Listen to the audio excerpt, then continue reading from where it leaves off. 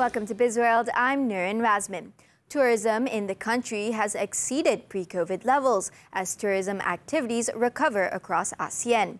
Travel Insights intelligence firm reported that tourism activities in Malaysia have recovered to 72% of pre-COVID levels as of last year. The study noted that Malaysia, Philippines, Indonesia, Vietnam and Cambodia all surpassed their tourism goals for last year. Singapore, however, fell just short of its target at 97.3% and Thailand at 93.7%. Nevertheless, Malaysia, Thailand and Singapore remain the ASEAN destinations with the highest number of international visitors. The study added that Southeast Asia is set to thrive this year, especially with visitors from diverse markets, notably China.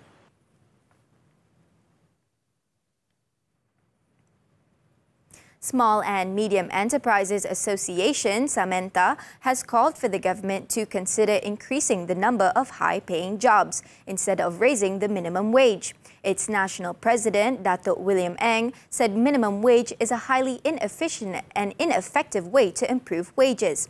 He told Business Times that raising the minimum wage will distort the job market, force businesses to cut jobs or reduce job expansions. It will also penalize more productive workers who may have fewer opportunities for increments and promotions.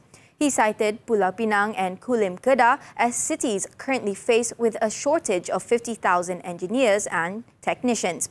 Eng also pointed out that Malaysia's median salary jumped 73% from 1,500 ringgit in 2010 to 2,600 ringgit in 2023.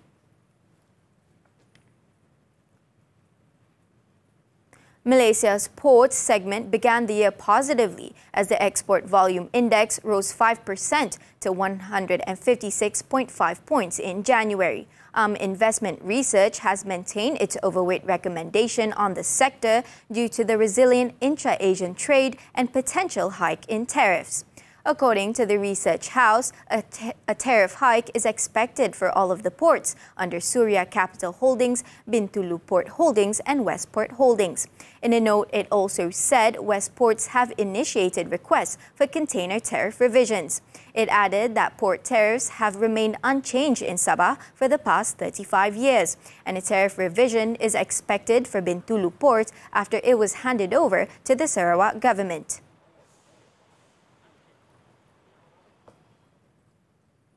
Petronas recorded a lower after-tax profit of 80.7 billion ringgit compared to the 101.6 billion recorded in 2022.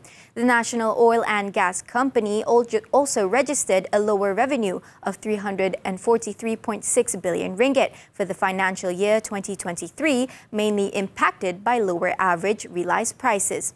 Petronas also paid 40 billion ringgit dividends to the government and contributed 2 billion ringgit to the National Trust Fund Cooperation for 2023. Cash flows from operating activities stood at 114.2 billion ringgit. Meanwhile, capital investments, CAPEX, amounted to 52.8 billion ringgit, mainly attributed to upstream and gas projects. Notably, domestic CAPEX surged by 41% against last year's figure. This was driven by investments in the floating LNG project in Sabah and the Kasawari gas field development.